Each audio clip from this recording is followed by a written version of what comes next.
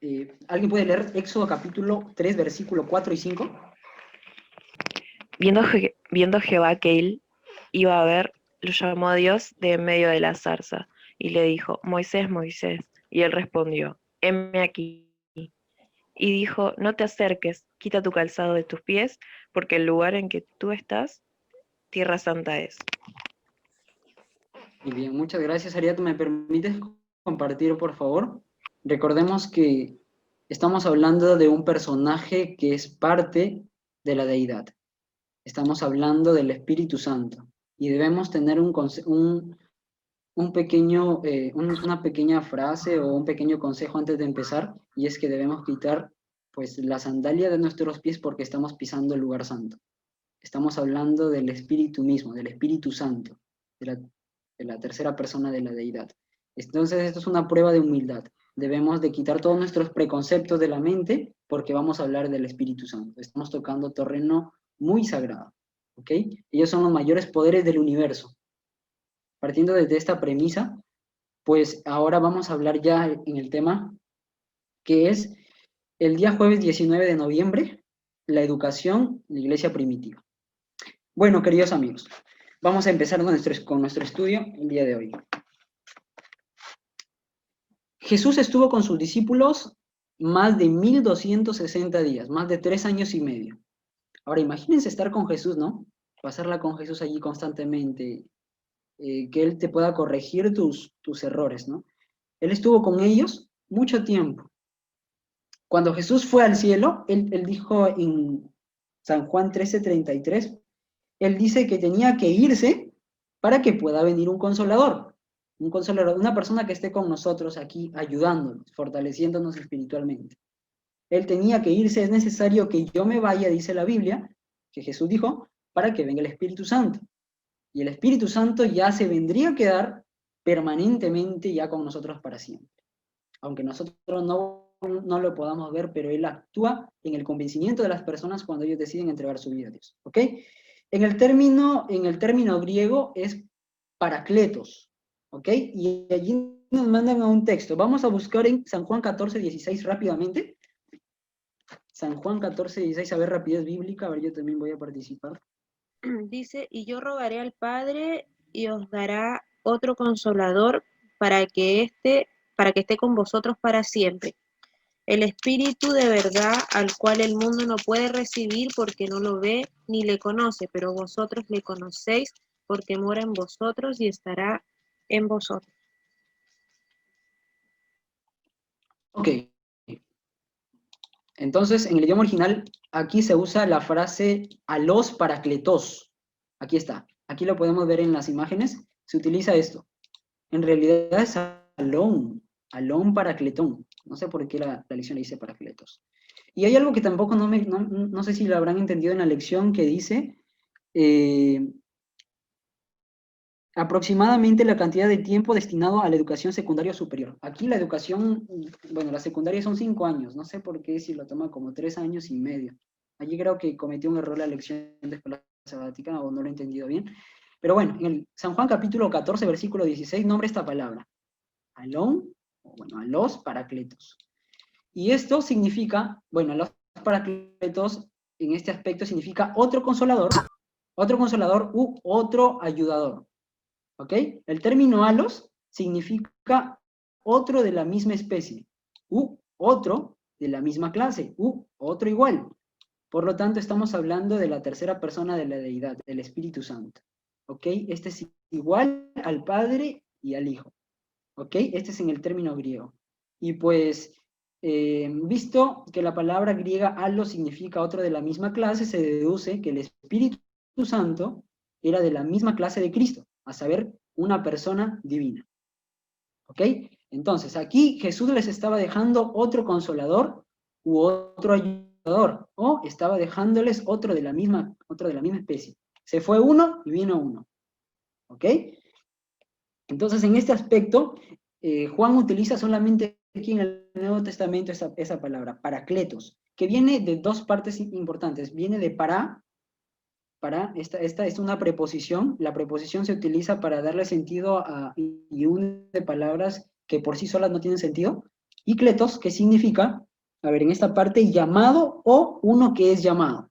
Por lo tanto, si unimos estas dos partes para kletos, vendría a ser uno que es llamado al lado de, ¿ok? Uno que es llamado al lado de. Bueno, creo que ya estoy enfatizando mucho en este tema teológico, pero es importante que nosotros sepamos esto.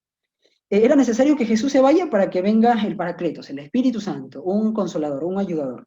Entonces, vamos a ver las funciones del Espíritu Santo. El Espíritu Santo te conduce a la verdad. La lección menciona esto, que el Espíritu Santo te conduce a la verdad. La verdad es Jesús, ¿no? La verdad es Jesús. Él te conduce a la verdad, por lo tanto es una obra educativa. No se menciona como un maestro, ¿no? Pero Él realiza una obra educativa en nosotros, porque nos conduce a la verdad. Él nos conduce, nos lleva hasta allí. Entonces la lección también nos menciona a Pablo, hablándole a la iglesia de Corinto. Andy, Hola, hola, hola, Andy. Gustavo. Bueno, ahí yo discrepo un poco con la lección, que no se nombra algo así como maestro, ¿cierto? Porque ahí en el versículo 26 del capítulo 14 de Juan, se nombra como enseñador. Dice, más el Consolador, el Espíritu Santo, a quien el Padre enviará en mi nombre, Él os enseñará todas las cosas y os recordará todo lo que yo los he dicho. Bueno, yo no sé las palabras griegas, ¿cierto? Pero ahí se nombra como un enseñador, ¿cierto? Como alguien que enseña y como un maestro también. Claro. Y yo también concuerdo contigo, Gustavo, porque yo también estoy estudiando un poco y en este sentido yo trato de entenderlo que no es un maestro físico. O sea, en el hecho de que no está físicamente, pero realmente sí es un maestro porque es un maestro espiritual, ¿no? Porque nos conduce a la verdad. Yo también pensé ese tema y dije, ¿por qué no lo toman al Espíritu Santo como un maestro? Pero realmente sí es un maestro, pero es un maestro espiritual. No es físicamente un maestro, pero es un maestro espiritual en este aspecto. Entonces, muy buen punto, Gustavo, muchas gracias por tu intervención. Entonces, aquí vemos a Pablo en la iglesia de Corinto, primera de Corintios capítulo 2, versículo 1 al 16, y aquí hay mucho por qué hablar, pero vamos a hablar solamente lo más importante. Primero, Pablo él no pretendía hablar la verdad con oratoria o recursos adicionales o recursos extraordinarios. Él no decía, miren, yo me valgo por mis palabras, yo me valgo porque soy muy erudito, yo me valgo por ello. Él no decía eso. Pablo, constantemente, él estaba tratando de realzar el poder del Espíritu Santo. Si fíjense que Pablo era un gran predicador y él no debía temer porque, bueno, aquí vamos a ver que él tenía asegurado que la misión que él estaba cumpliendo tendría éxito porque venía acompañado de la ayuda del Espíritu Santo. Él no debería temer. Y allí vamos a leer un poquito en 1 Corintios, capítulo 1, versículo 16. Perdón, ¿sí era 1 Corintios? No, 1 Corintios capítulo 2, versículo 4 y 5, por favor. A ver si es que Fanny, aquí que está con el micrófono, por favor. Mi palabra ni mi predicación fue con palabras persuasivas de humana sabiduría, sino con demostración del Espíritu y del poder, para que vuestra fe no esté fundada en la sabiduría de los hombres, sino en el poder de Dios. Ok, muchas gracias. Entonces, fíjense que aquí nosotros podemos ver que Pablo pretendía mostrar al Espíritu Santo en la predicación. No pretendía exaltarse a sí mismo. Y aquí voy a hablar para aquellos que predicamos. Nosotros, los que predicamos, los ministros, bueno, no solamente teólogos, sino también aquellos que predican de la palabra de Dios, quizás tienen la oportunidad de hacerlo, siempre son conscientes de sus propios límites y debilidades. Nosotros no podemos exaltarnos a nosotros mismos cuando nos paramos en un púlpito. No podemos decir, yo sé, mira, yo sé, mírame, yo sé. No, no podemos decir eso. Nosotros siempre debemos exaltar a Dios constantemente. Por eso nosotros debemos reconocer nuestros límites y nuestras debilidades. ¿Ok? Y esto yo he visto que quizás lo hemos perdido en cierta manera, ¿no? Porque cuando predicamos siempre tratamos de alzar el yo y menos Dios. En caso contrario, debemos alzar a Dios en nuestra predicación, debemos mostrarle a Él y menos a nosotros. ¿Ok? Pablo pretendía mostrar que el mensaje tiene su origen en Dios.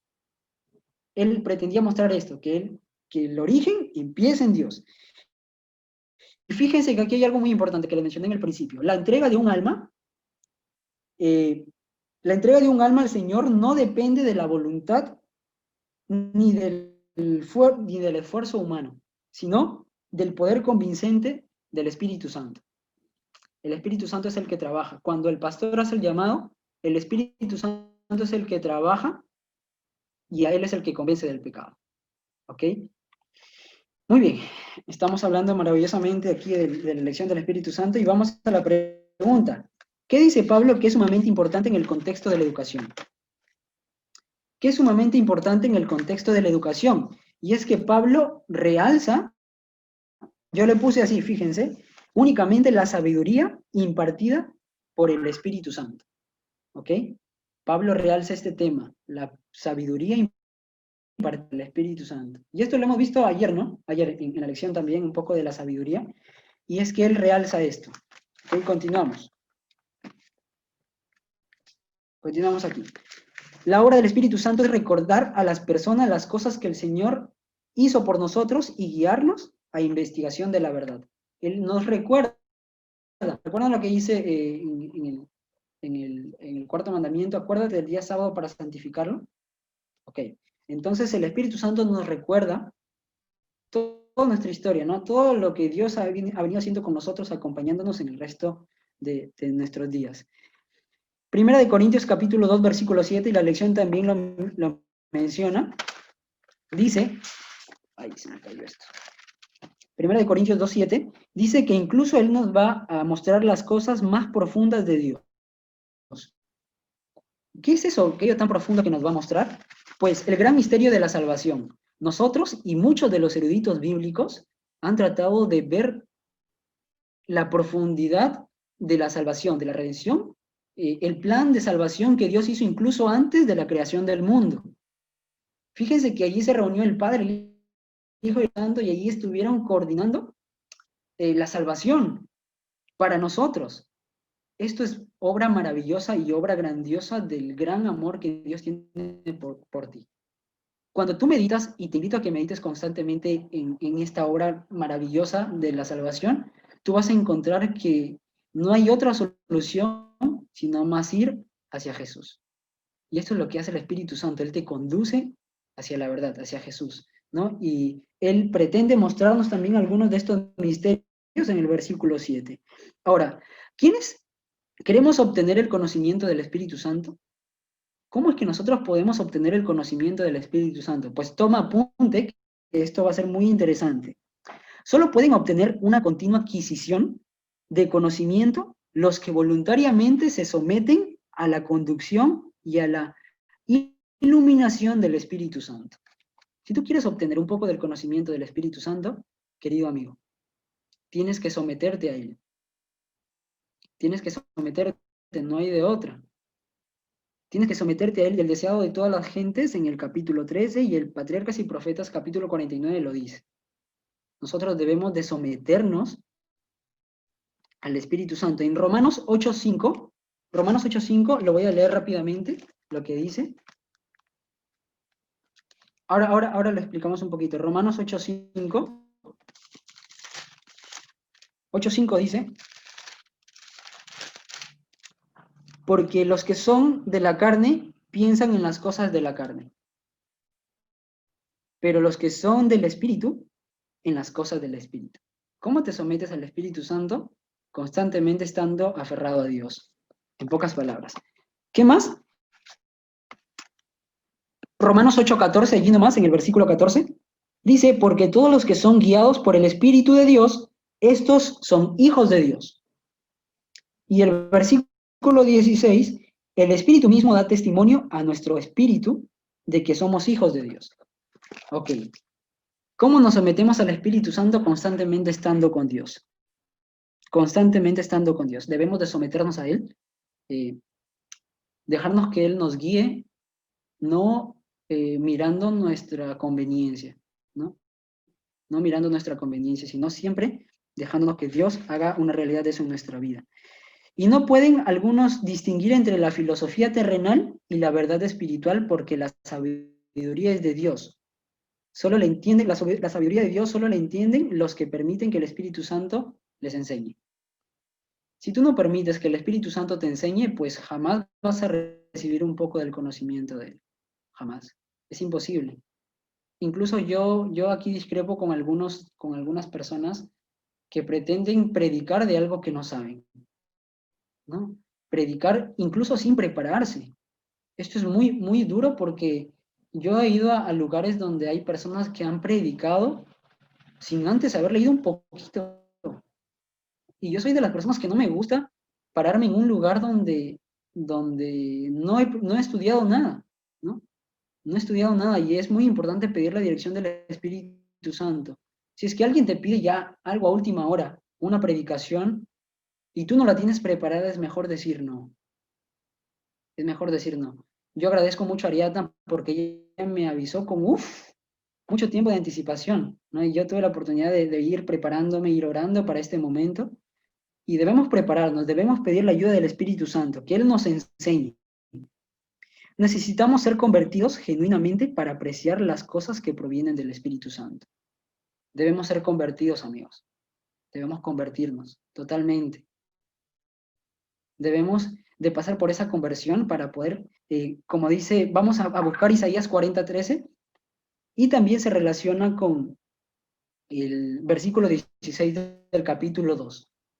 La primera parte estaba citando el profeta a Isaías, de 1 de Corintios capítulo 2, versículo 16.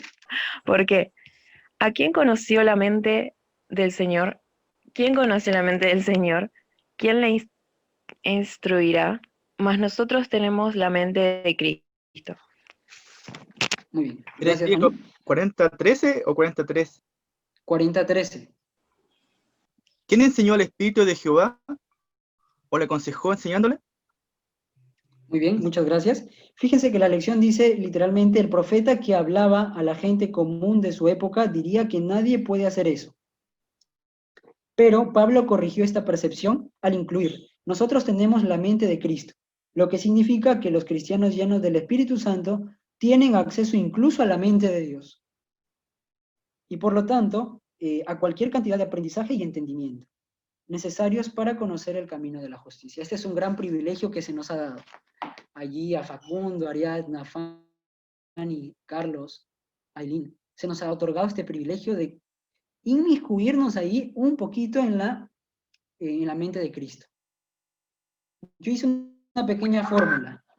Hombre convertido más Espíritu Santo es igual a acceso a la mente de Cristo. Si tú eres convertido, si tu vida está pasando por una conversión que tú te estás dando cuenta, más el Espíritu Santo en tu vida, entonces tú tienes acceso a la mente de Cristo. Conocimiento de Cristo. Y el Espíritu Santo obviamente te guía a la verdad. Qué privilegio que se nos ha otorgado gracias a la ayuda del Espíritu Santo. Invitémosle a nuestra vida. Yo termino diciendo lo siguiente. En algún momento el Espíritu Santo se retirará de la tierra. Y ya no más va a estar con nosotros. Aprovechémoslo mientras que estemos ahora con Él. Aprovechémoslo. Este es el momento de que invitemos a que el Espíritu Santo haga una transformación allí en nuestra vida. Eileen siempre me nombra algo que es que las personas no cambian, sino que las personas son convertidas, ¿no? Porque uno cambia constantemente, ¿no? Pero si uno llega a Dios y Dios lo convierte, viene a ser para siempre. Entonces pasemos por este tema, que invitemos al Espíritu Santo a nuestras vidas, invitemos al Espíritu Santo a que Él pueda ser nuestro maestro espiritual, allí como dice Gustavo, ¿no? No físicamente, pero Él puede guiarnos a la verdad y dejemos que Él trabaje hacia nosotros. ¿Ok? Vamos a orar allí donde estamos, vamos a cerrar nuestros ojos y vamos a orar. Bueno, querido Dios, hemos estudiado la lección del día jueves. Hemos aprendido que el Espíritu Santo, pues, está con nosotros y Él pretende guiarnos a la verdad. Él está con nosotros también para ayudarnos, para consolarnos, como lo dijiste tú al momento de ascender a los cielos. Gracias, mi Dios, por este día. Gracias, mi Dios, y permite que podamos poner en práctica todo lo que hemos aprendido hoy. En el nombre de Jesús, amén.